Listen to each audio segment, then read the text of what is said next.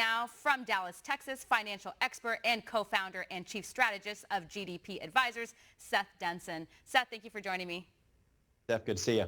So, Seth, it's kind of interesting listening to their messaging. I think, Trump is pretty much on point when he starts attacking Biden for some of the terrible trade deals and his lack of creating jobs in this country over his past, 40 plus years in office, especially during his time at the White House.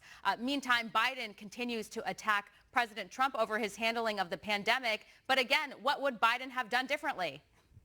Well, that's a question that I've certainly been asking this whole time. I mean, if you look at it, and certainly any death is to be mourned, and we should work hard at trying to eradicate this virus. But what did Trump do? Trump mobilized the private sector. We were told that millions, if not hundreds of thousands, if not millions, could be without ventilators.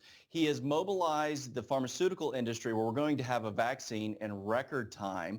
And he instituted a travel ban, which at the time, the likes of Joe Biden was saying was xenophobic. Now he supports it, but he forgets that he didn't originally. I mean, the president did what he felt was right. And by the way, this is another interesting point that nobody wants to point out.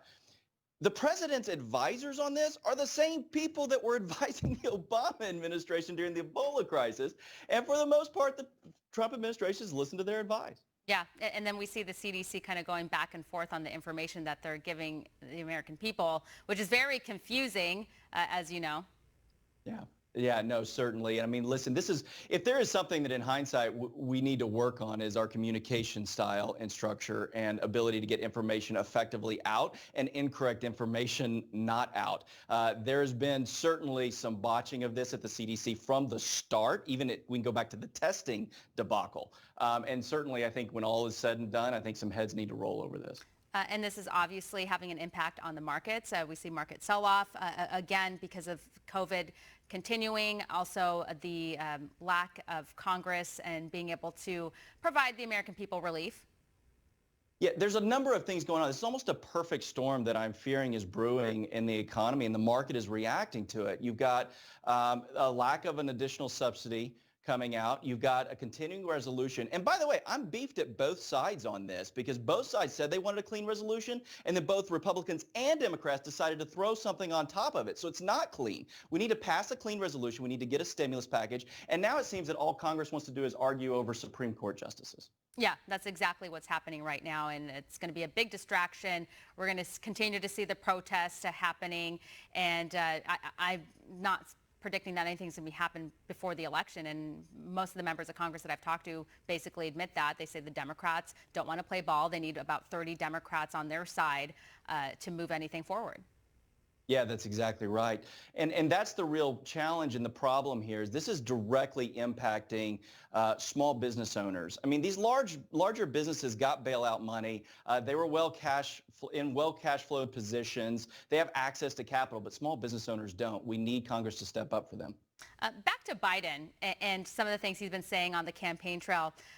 He continues to attack President Trump when it comes to middle-class growth. As we know, the economy was on fire under Trump. It was doing pretty well. Then coronavirus hit. Yet the Democrats don't want to give credit where credit's due, and Biden continues to bash President Trump. But, I mean, really, he has no case here. Yeah, I mean, listen, here's the reality. People lie. Numbers don't. And if you look at the growth of the middle class, income surged 9% in the first few years of the president's administration. You saw the poverty rate drop 11%. That's 4.2 million people that have been lifted out of poverty in the first few years of the Trump administration. Yeah. And we also noticed that Biden's kind of been flip-flopping on some of the other issues, too, including fracking. Well, it depends on who's asking the question, right? I mean, if you've got someone in AOC's camp, well, then we're obviously against fracking. But if someone in the Steamfitters Union in Pennsylvania, which, by the way, there are over 300,000 energy sector jobs in Pennsylvania, which is a swing state. Energy sector generates over $40 billion in revenue to the state.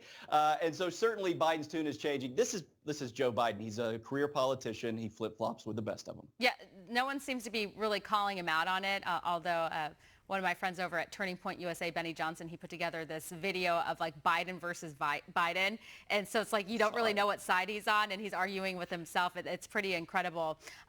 Now that Biden is out of the basement, obviously there's been a lot of gaffes, a lot of weird things said, stretching of facts, a lot of mistruths, if you will. But he called China a competitor, and that really stood out to me. And he has been called out on it, obviously, by people on the right. But China's not really a competitor. No, they're an enemy. Yeah. They are an enemy. We need to call them what they are. Let's be real here.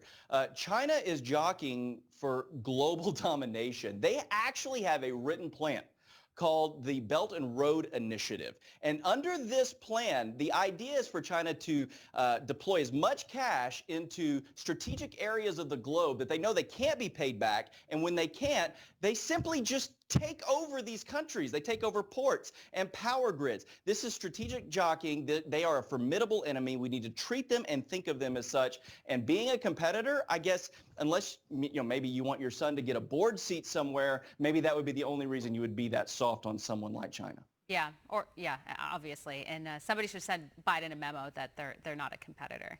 Anyways, we're going to have to leave it here. Thank you.